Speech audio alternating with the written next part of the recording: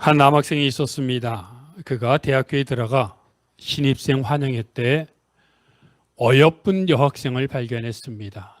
너무 마음에 들어 그 여학생 주변을 배회했는데 수줍었던 남학생은 너무 말주변이 없고 그리고 용기가 없어서 주변을 배회하기만 할 뿐 좋아한다는 말을 하지도 못하고 1년, 2년이 지나갔습니다. 그리고 좋아한다는 말 없이 결국 군대에 들어가고 말았습니다.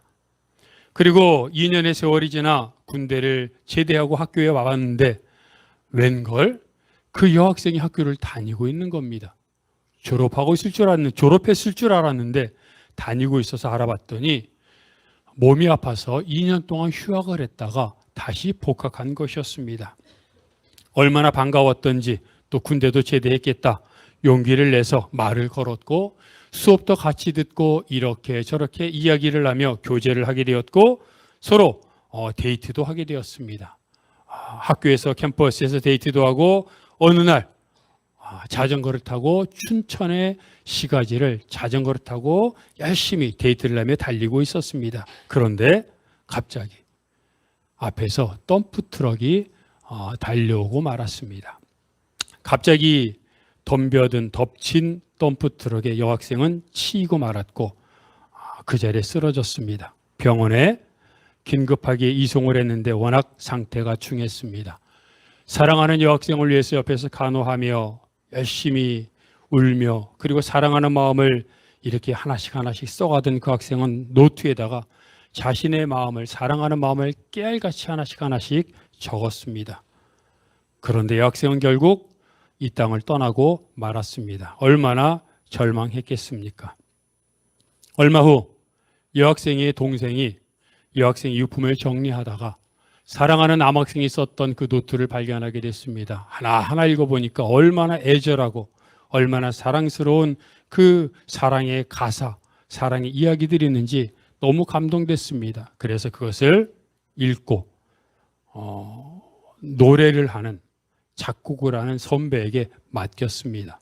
선배도 그것을 읽고 감동을 했고 그것을 노래로 그 가사를 바탕으로 해서 노래를 만들었습니다. 그리고 그 해 대학가요제 출품을 했는데 예선에는 통과됐는데 본선에는 통과되지 못했습니다. 그래서 사람들에게 많이 알려지지는 못했는데 그래도 경상도 지역에는 그들이 있었던 경상도 지역에는 아직도 그 노래 가사가 사람들에게 널리 알려져 있다고 합니다. 그 슬픈 노래의 가사는 이렇게 시작합니다. 따르릉 따르릉 비켜나세요. 자전거가 나갑니다. 따르르르릉. 가요에도 이렇게 애틋한 노래 비밀이 사연이 숨어 있습니다. 그런데 가요에도 비밀이 있고 사연이 있는데 하나님이 우리에게 써주신 성경에 얼마나 커다란 비밀과 하나님의 사랑하는 마음이 담겨져 있겠습니까? 오늘 본문이 바로 그것을 말하고 있습니다.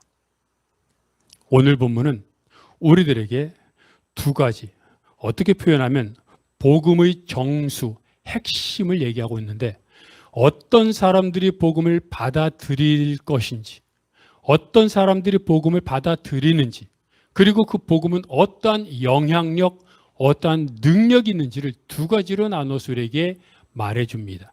첫 번째로 말해주는 것은 가난한 자에게 아름다운 소식을 전한다는 겁니다. 예수님이 이 땅에 오신 것은 가난한 자에게 복음을 전하기 위해서였습니다. 그러니 즉 가난한 사람이 복음을 믿고 가난한 사람이 복음을 듣는 것입니다. 그러면 가난한 사람이란 어떤 사람일까요? 문자적으로 해석하면 물질이 없는 사람, 그리고 돈이 없는 사람, 가난한 사람을 의미한다고 볼 수 있습니다. 그리고 사실 예수님이 사역하시던 것을 보면 주로 가난한 동네를 다니셨고 또 예수님을 따라다녔던 사람들의 대부분은 가난하고 힘 없는 사람들이었습니다. 그래서 여기서 말하는 것이 물질적으로 정말 가난한 사람들에게 복음을 전하는 것이구나라고 생각할 수도 있는데, 그러나 여러분 생각해 보십시오. 물질적으로 가난한 사람들만이 복음을 받아들일 수 있다면 어떠한 모순이 생깁니까? 열심히 일해서 돈 번 사람들, 열심히 일해서 부를 축적한 사람들은 복음을 받아들일 수 없습니까? 또 게을러서 노름에서 재산을 탕진한 사람은 가난하다는 이유만으로 복음을 받아들일 수 있습니까? 이런 모순이 발생하게 되어 있죠. 결국 여기서 말하는 것은 물질이 가난하다는 것을 말하는 것이 아님을 알 수 있습니다. 그리고 사실 예수님이 복음을 전할 때 가난한 사람들이 주로 다녔던, 예수님을 따랐던 것은 예수님이 가난한 사람들에게만 복음을 전했기 때문이 아니라 예수님은 성경에 보면 모든 마을을 다니며 복음을 전했고 모든 사람에게 복음을 전했습니다. 그런데 복음을 들은 사람들 중에 주로 가난한 사람들이 주님을 따랐던 겁니다. 가난한 사람들에게 복음을 전한 것이 아니라 가난한 사람들이 예수님을 따랐던 것입니다. 왜입니까? 생각해 보십시오. 이 땅에 가난으로 인해 억눌립니다. 힘이 없습니다. 하고 싶은 것을 못하고 사람들에게 힘이 없어서 억눌림에 살아가던 사람들, 살아있으나 소망이 없고 내 뜻대로 되는 것은 아무것도 없었던 그런 사람들이 복음을 들으며 마음속에 소망을 갖기 시작합니다. 내 힘으로는 아무것도 할 수 없었는데, 그래서 이 세상은 그저 이렇게 살다 죽어야 되는구나 라고 생각했는데 복음을 들으면서 소망이 생긴 겁니다. 희망이 생긴 겁니다. 그래, 주님을 믿으면 이 삶에서 벗어날 수 있구나라는 소망이 생기면서 주로 대부분 가난한 사람들, 그리고 노예와 같은 힘이 없는 사람들이 주님을 따랐던 것입니다. 부한 사람들은 어땠겠습니까? 복음이 필요 없습니다. 이미 다 가졌습니다. 필요한 것이 있습니까? 사면 됩니다. 가고 싶은 곳이 있습니까? 가면 됩니다. 하고 싶은 것 하면 되고 또 다른 사람을 부려서 일을 치우면 되는 겁니다. 가지고 있기 때문에 복음이 필요 없고 아쉬운 것이 없기 때문에 필요성을 느끼지 못합니다. 그러니 아무리 복음을 외쳐도 이미 가진 사람들은 나랑 상관없다고 생각합니다. 그렇기 때문에 복음이 가난한 자들에게 전해진다고 했던 것은 물질의 가난함이 아닌 마음의 가난함임을 알 수 있습니다. 예수님도 마태복음 5장에 있는 산상수훈에서 뭐라 그랬습니까? 심령이 마음이 가난한 자는 복이 있나니 천국이 하늘나라가 그들의 것이다라고 말했습니다. 물질이 가난한 자가 아닙니다. 많은 사람들이 착각하는 것이 가난함을 선으로 착각하곤 합니다. 가난하면 뭔가 의로울 것이라고 생각합니다. 아닙니다. 가난한 것은 가난한 것입니다. 중요한 것은 물질이 아닌 마음의 가난함이 중요합니다. 그렇다면 복음을 받아들이는 사람들의 상태인 마음이 가난하다는 것은 무엇을 말하는 것일까요? 도대체 여러분, 마음이 가난한 자는 이렇게 얘기하는데 그게 무슨 뜻일까요? 거꾸로 생각해서 마음이 부자인 사람은 어떤 사람일까요? 마음이 꽉 찬 사람입니다. 더 이상 필요로 하지 않는 사람입니다. 무슨 말입니까? 내 의와 내 부요함과 그리고 내 자랑으로 가득 차 있어서 다른 사람의 말을 듣지 않습니다. 나는 의로운 사람입니다. 나는 모든 것을 가졌습니다. 그러니 내가 원하는 대로 해야 되고 내가 시키는 대로 해야 되고 내가 살고 싶은 대로 산다고 생각하는 사람이 마음이 부요한 사람이요, 마음이 부자인 사람입니다. 그러니 반대로 마음이 가난하다는 것은 내가 약한 것을 인정하는 겁니다. 내가 부족한 것을 인정하는 겁니다. 조금 더 깊게 들어가 내가 죄인이라는 사실을 인정하는 것이 가난한 것입니다. 그래서 예수님은 바리새인과 세리가 기도하러 성전에 올라간 이야기를 비유로 말씀하시면서 뭐라 그랬습니까? 바리새인 얘기를 하셨는데, 바리새인이 기도하러 성전에 갔는데 자기 옆에 세리가 있는 것을 보고는 떨어져 섰습니다. 세리랑 같이 있기 싫은 거죠. 그리고 두 손을 들고 사람들이 듣기에 크게 기도합니다. 하나님, 나는 다른 사람의 것을 뺏는 사람들이나 불의한 사람들이나 간음하는 사람들과 같지 않습니다. 나는 저 세리와도 같지 않습니다. 그래서 감사합니다. 하나님, 나는 일주일에 2번이나 금식을 하고 내가 벌어들이는 모든 것에 11조를 합니다. 하나님, 감사합니다. 이게 바리새인의 기도였습니다. 근데 바리새인 옆에 떨어져 있던 세리는 뭐라고 기도합니까? 하늘을 쳐다보지도 못하고 자신의 가슴을 치며 기도합니다. 주여, 불쌍한 저에게 자비를 베푸소서. 불쌍한 저에게 자비를 베푸소서. 자, 사람들은 바리새인과 세리 옷차림으로도 알 수 있습니다. 그리고 같은 마을에 사니 누가 바리새인이고 누가 세리인지 알 수 있겠죠. 사람들은 누구 기도를 듣고 감동했을까요? 나 같으면 사람들이 하는 기도, 바리새인과 세리가 하는 기도를 들으며 누구 기도에 더 감명받겠습니까? 우리들은 바리새인의 기도에 감명받을 것 같습니다. 일주일에 2번 금식하는 게 쉽습니까? 나에게 들어오는 모든 소득의 11조를 드린다고요? 그게 가능합니까?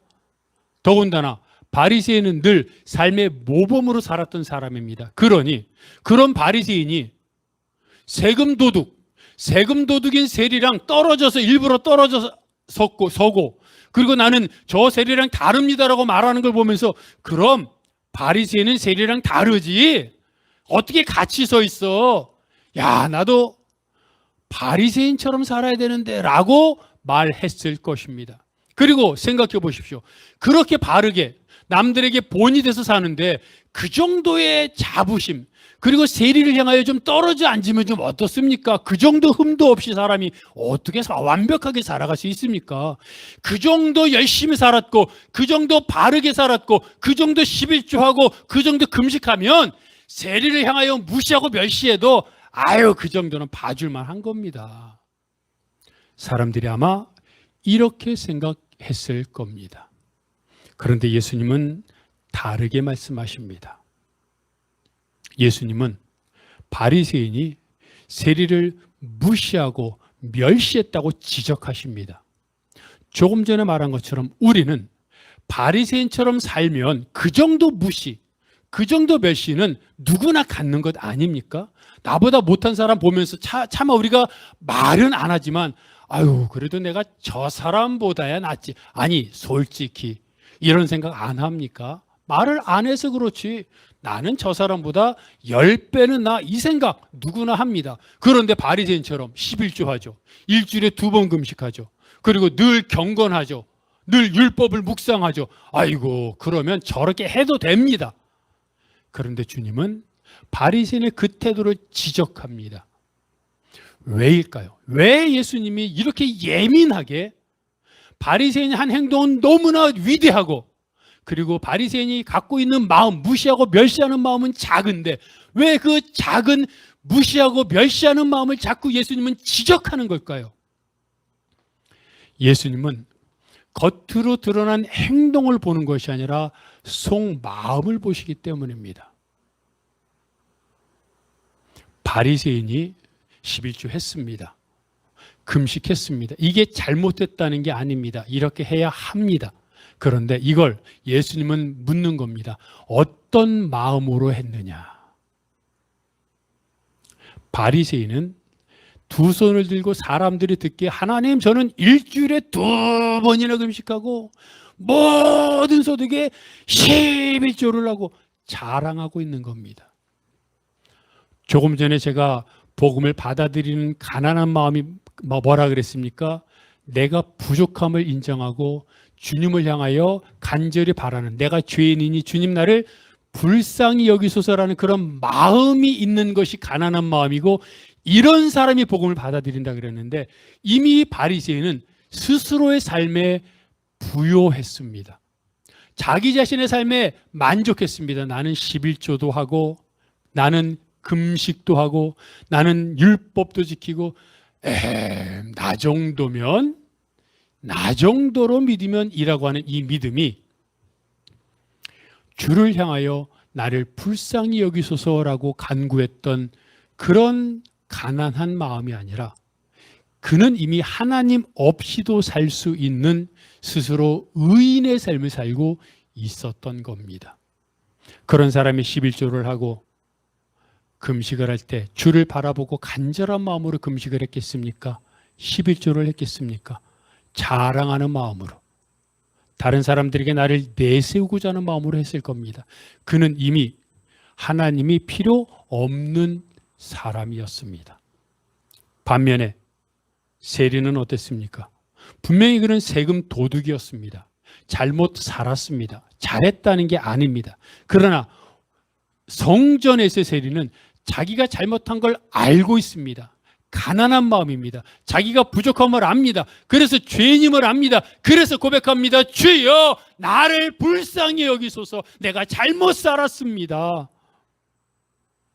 잘했다는 게 아니라 자기가 잘못한 것을 깨닫고 주님 앞에 엎드렸으니 지금이 중요하다는 겁니다. 바리새인은 주님 없이도, 하나님 없이도 살 수 있게 자랑하며 살았던 사람이고, 그리고 그것이 믿는 목적이었던 것이고, 세리는 자신의 잘못을 깨닫고 주님 앞에 엎드려 고백하며 이제 주를 위해 살겠습니다, 용서해 주옵소서라고 고백했던 사람인 겁니다. 사람들은 그것을 모르고 겉으로 드러난 행동만 보고, 바리새인은 바르게 살고 세리는 세금 도둑이니 바리새인이 잘했다라고 말할지 모르지만, 속마음을 아시는 하나님은, 예수님은 그 사람의 속이 얼마나 가난한지, 얼마나 부유한지를 보고 있는 겁니다. 사도 바울이 끝까지 하나님께 인정받았습니다. 그래서 그는 가는 곳마다 이적을 일으켰고 복음을 전했습니다. 그런데 바울이 끝까지 주님께 인정받고 사역했던 이유가, 근거가 무엇입니까? 그는 고린도전서 15장 10절에서 이렇게 말합니다. 내가 나 된 것은 하나님의 은혜로 된 것이다. 그리고 뭐라고 말합니까? 내가 다른 사도들보다 더 열심히 일했으나 라고 말합니다. 여러분 생각해 보십시오. 바울은 죽을, 목숨을 다해 복음을 전했습니다. 그러면 말년이 되어서 주님, 내가 이렇게 일했으니 내 지분을 좀 주십시오. 주님, 내가 이 정도 하지 않았습니까? 할 만하지 않습니까? 아니, 여러분, 내가 매일마다 성경을 읽고 매일마다 하나님 앞에 1시간, 2시간 기도하고 열심히 살아간다고 생각해 보십시오. 사람들은요, 그러면 나도 모르게 내 마음속에, 야, 내가 그래도 말씀도 읽고 기도도 하고, 야, 내가 주변 사람 그래도 내가 식사 대접했고, 내가 주변 사람 도와줬고, 그래 이런 생각을 하게 돼 있습니다. 그런데 일반인들도 그런 생각을 하게 돼 있는데, 바울은 평생을 목숨을 바쳐, 생명을 바쳐 복음을 전했고 이적을 행했고 수많은 사람들이 고침을 받았고 귀신을 쫓아냈습니다. 바울을 통해 예수 믿은 사람들이, 성경은 뭐라고 말합니까? 바울을 통해 아시아에 있는 모든 사람들이 예수를 알게 됐다고 말합니다. 그 정도면 지분을 요구할 만하지 않습니까? 그런데 그런 바울이 뭐라고 말한다고요? 내가 나 된 것은 하나님의 은혜다라고 말합니다. 심지어 이렇게 말합니다. 나는 죄인 중에 괴수다라고 말합니다. 이게 가난한 마음입니다. 바울은 자꾸 자기를 채찍질했습니다. 자기 마음속에 교만한 마음, 자기 마음속에 이 정도면 됐지, 자기 마음속에 야 하는 마음이 들 때마다 내가 얼마나 주님을 사랑하는지, 내가 얼마나 은혜를 받았는지, 내가 얼마나 죄인 중에 괴수인지 계속 자기를 때리고 경책하고 경계하고 주님 앞에 나아가 겸손함으로 살았던 것입니다.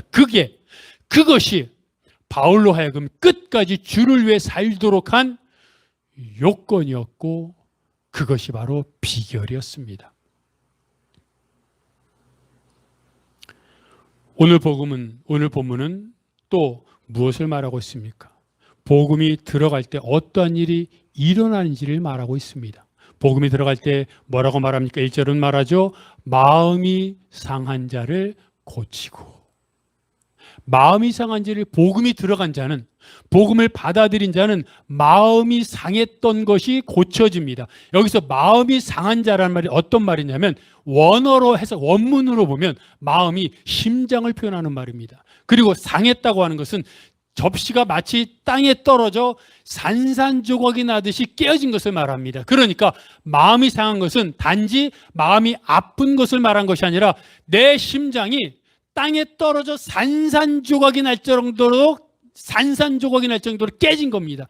내 심장이, 내 살갗이, 내 인생이 산산조각이 났습니다. 여러분, 그런 경험 해보지 않았습니까?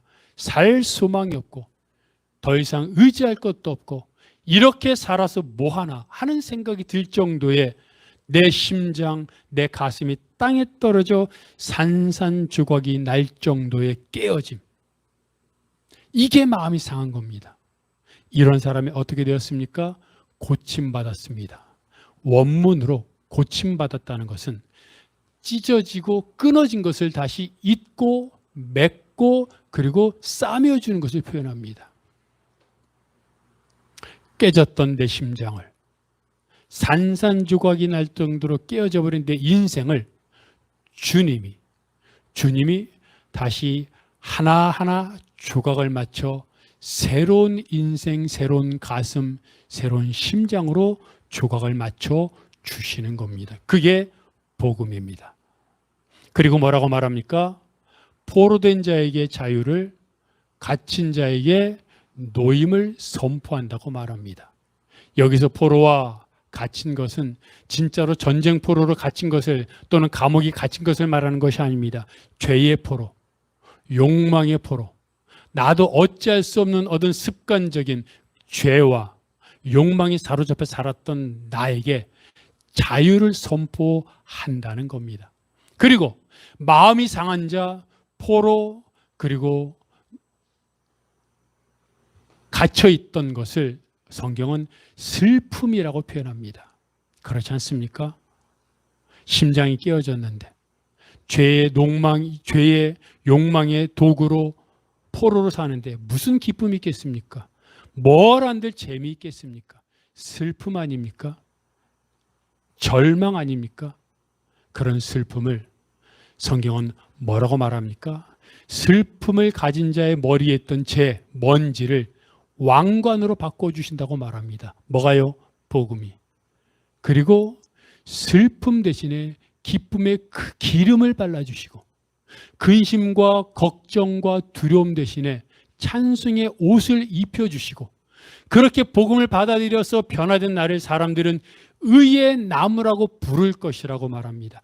내가 말하는 것이 아닙니다. 내가 복음을 받아들임으로 말미암아 나의 슬픔이 기쁨이 되고 찬송이 되고 그런 의의 나무로 변한 나를 보고 사람들이 당신은 하나님이 세우신 의의 거룩한 나무입니다라고 사람들이 고백하는 것입니다. 그게 바로 초대교회의 모습이었던 것입니다. 그런데 여러분, 중요한 사실이 있습니다. 이 마음이 상한 자가 고침받고 포로된 자가 그리고 갇힌 자가 노임과 자유를 선포받는 것은 누구나 그렇게 되는 게 아니라는 겁니다.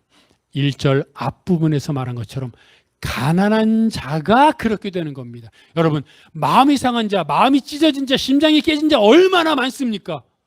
그렇지 않습니까? 이 세상에 돈 문제로 인해서, 사랑이 깨어짐으로 인해서, 불화로 인해서, 또 수많은 갈등으로 인해서 심장이 깨지고 살 소망이 없고 나 이제 죽어야겠다고 극단적인 생각을 하는 사람들이 이 세상에 지금도 얼마나 많습니까?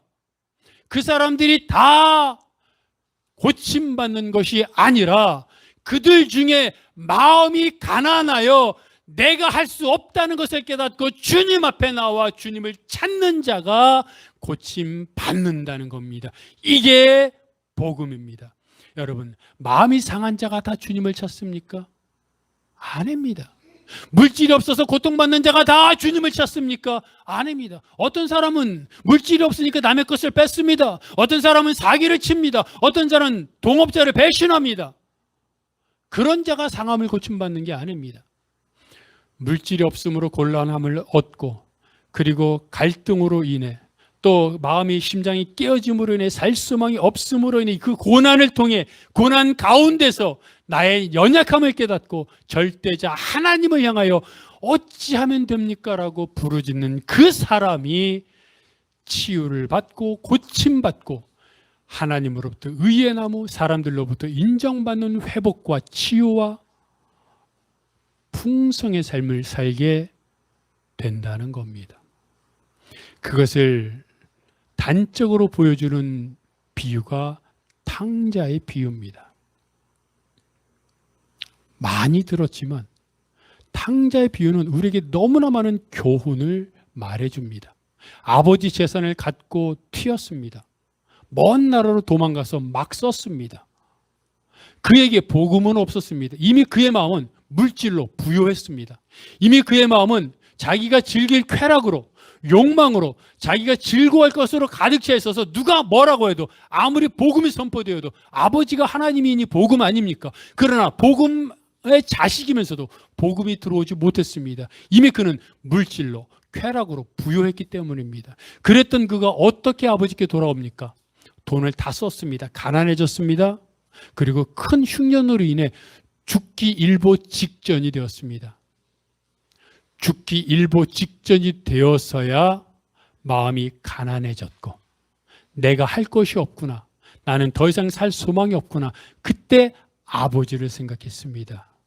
고난이, 큰 흉년이 자기의 마음을 가난하게 만든 것이고, 그 마음이 가난해졌을 때 복음이 들어왔던 겁니다. 그랬던 작은 아들, 집으로 돌아오니까 어떤 일이 일어납니까? 아버지가 그를 반기고 신발을 신겨줍니다. 여러분, 신발은 신분의 회복입니다. 아버지를 버렸다가 돈 다 쓰고 탕진하고 돌아왔는데 다시 아들로 맞아줬다는 겁니다. 말이 됩니까? 또 반지를 끼워줍니다. 반지는 아들의 권세, 권위를 회복시켜준 겁니다. 신분을 회복시켜준 것뿐만 아니라 아들의 상속권을 다시 회복시켜준 겁니다. 말이 안 되죠. 그리고 옷을 입혀줬습니다. 아름다운 옷. 그 둘째 아들이 허랑방탕하면서 가졌던 모든 수치와 부끄러움과 잘못된 것들을 아름다운 옷으로 가려준 겁니다. 그리고 마지막으로 작은 아들이 언제 돌아올지 모르지만 돌아오면 잡을 준비했던 그 살진 송아지를 잡아서 잔치를 벌입니다. 이게 바로 마음이, 심장이 깨어졌던 자가 고침받고 슬픔이 기쁨의 기름으로, 근심이 찬송의 옷으로 변한 아들의 모습을 말하는 겁니다. 언제 이렇게 되었습니까? 큰 흉년으로 인해 마음이 가난해졌을 때야 복음을 받아들인 겁니다. 그래서 고난을 축복의 통로라고 하는 겁니다. 반면 맏아들은 어땠습니까? 아버지가 하나님입니다. 아버지 옆에 있었으니 복음 옆에 있었던 겁니다. 그런데 복음 옆에 있으면서 복음을 모릅니다. 아버지 아들로서 모든 것을 받아 누렸습니다. 아버지 아들이니, 주인 아들이니 얼마나 맛있는 것을 먹으며 얼마나 좋은 집에 살며 그랬겠습니까? 근데 그걸 당연한 것으로 여깁니다. 은혜로 여기지 않습니다. 그리고 오히려 아버지께 불평을 합니다. 그러니 그의 삶이 얼마나 다투고 욕망으로, 그런 사람들과 싸우면서 살았겠습니까? 그렇게 살았으니 당연히 돌아온 동생을 맞이하지도 않고 반가워하지도 않습니다. 이 맏아들 같은 사람이 성전에 기도하러 올라갔던 바리새인과 같은 사람이고, 돌아온 탕자와 같은 사람이 성전에서 나를 불쌍히 여기소서 기도했던 세리와 같은 사람입니다. 복음의 능력은 위대합니다. 그런데 그 복음은 모든 세상에 선포됐지만 나 스스로 부족함이 없다고 생각하는 사람은 복음을 받아들이지 않습니다. 거들떠보지도 않습니다. 그러다가 내가 낮아지고 가진 돈 다 잃고 건강 잃고 부족함이 생기면 그때서야 마음이 낮아져 복음을 받아들이곤 합니다. 그런데 고난이 닥쳤다고 다 복음을 받아들이는 것은 아닙니다. 그래서 고난을 축복의 통로라고 하는 겁니다. 축복의 통로인데 그 고난을 통해 축복의 통로로 들어가는 사람이 다인 것이 아닙니다. 어떤 사람은 고난 앞에서 좌절하고 고난을 걷어차고 어떤 사람은 고난을 당할 때 오히려 막가파식으로 막 살기도 합니다. 그러면 어떻게 해야 정말로 마음이 심령이 가난해질 수 있습니까? 고난도 하나의 방법이지만 고난으로 마음이 다 가난해지는 것은 아닙니다. 어떻게 해야 복음이 가난한 자에게 전해진 것처럼 내 마음이 가난해져서 복음을 받아들이고 마음이 상한 내가 고침받고 사람들로부터 의의 나무로 칭송받으며 풍성한 열매를 맺으며 살 수 있습니까? 어떻게 해야 내 마음이 가난해질 수 있습니까? 하나님 앞에 나를 자꾸 드러내야 합니다. 뜨거운 태양볕 아래 해변가에서 뜨거운 태양볕 아래 선크림을 바르고 그리고 뭐 앉아있으면 내 살갗이 그을리지 않습니까? 좋은 나무가 있는 산림에 가서 산림욕을 하면 그 나무들의 좋은 공기가 나에게 들어와 내 마음을 시원하게 육체를 건강하게 하지 않습니까? 어디에 나를 노출시키느냐에 따라 노출된 그 영향, 환경, 상황에 내가 좌우됩니다. 하나님 앞에 나를 스스로 자꾸 노출시킬 때, 다시 말하면 하나님 앞에 나아갈 때 하나님의 말씀이 나를 점검하고 하나님의 말씀이 나를 회복하여 내 안에 있던 죄인 줄 몰랐던, 잘못인 줄 몰랐던, 교만인 줄 몰랐던, 시기하고 질투인 줄 몰랐던, 왜? 남들도 다 그렇게 사니까 오히려 남들보다는 낫다고 생각했는데 하나님 앞에 나아갔더니 그것조차도 죄였던 것이 기억이 나고 드러나고 그로 인해서 치유받아. 그럴 때 점점 내 마음이 가난해져. 주님 없이는 살 수 없다는 그런 마음의 결단이 생기는 겁니다. 왜입니까? 하나님 앞에는 모든 만물이 발가벗겨지기 때문입니다. 나보다 더 악한 사람을 만나니까 내가 괜찮아 보이는 겁니다. 나보다 더 망나니와 즐기니까 나는 괜찮아 보이는 겁니다. 하나님 말씀 앞에 나를 드러내면, 하나님 앞에 무릎 꿇으면 괜찮은 줄 알았던, 나름 잘 사는 줄 알았던 내 안에 누군가를 미워하는 마음이, 어제 있었던 그 문제가 해결되지 않았던 것이 떠오릅니다. 여전히 내 마음 한구석에 누구를 항상 미워하는 마음이 있음이 나타납니다. 말씀 앞에 서면, 기도하면 드러납니다. 그게 싫어서 기도 안 하는 겁니다. 말씀 앞에 안 서는 겁니다. 그러면 그거 안고 사는 겁니다. 하지만 정말 복음을 받아들이고 복음의 능력으로 상한 마음이 고침받고 30배, 60배, 100배 성경이 말하는 풍성한 열매를 정말 얻고 싶다면, 정말 성경대로 살고 싶다면 하나님 앞에 나아가야 되고, 하나님 앞에 나아가면 내 안에 다른 사람과 비교할 게 아닙니다. 하나님 앞에서 내가 드러나고 내 안에 있던, 그래서 누구를 미워했던, 시기 질투했던, 또는 원망했던, 그리고 나 자신에 대해서 자기 비하했던, 인생을 원망했던 것들을 다 드러나게 되고, 그것이 드러나게 되고, 그것을 하나님 앞에 놓고 10분, 20분, 30분 시간이 지날 때마다 결국 그것이 처리됩니다. 그 시간을 가져야 합니다. 그때 마음이 가난해집니다. 그리고 마음이 가난해진 사람은 옥토가 되어 뿌리가 내려 30배, 60배, 100배의 결실이 거둬지고, 오늘 본문에서 말하는 것처럼 믿지 않던 다른 사람들이 나를 향해 의의 나무다, 저 사람처럼 살아야 되라고 본이 되고 풍성한 열매를 얻게 되는 겁니다. 이게 복음입니다. 나는 이렇게 살고 있습니까? 요즘 자꾸 스스로에게 되뇌이는 질문입니다. 나는 복음의 능력을 믿고 그렇게 살려고 하고 있는가? 나는 스스로 고독하게 사람들로부터 떨어져 스스로 고독하여 하나님 앞에 하나님만 바라보는 시간을 갖고 있는가? 나는 하나님을 정말로 사랑하는가? 정말로 나는 주를 위해 죽을 수 있는가? 그 생각을 해보면 하나님이 나의 아버지인 것이 얼마나 감사한지 모릅니다. 복음은 거기서부터 출발합니다. 그리고 그 시간들이 쌓일 때 상한 마음이 치료받고 슬픔이 기쁨의 기름으로 근심이 찬송의 옷으로 그리고 의의 나무로 회복되어 이 땅에서 정말 나뿐만 아니라 내 자녀들이 그리고 모든 이들에게 복음이 전해지는 역사가 일어나게 될 것입니다.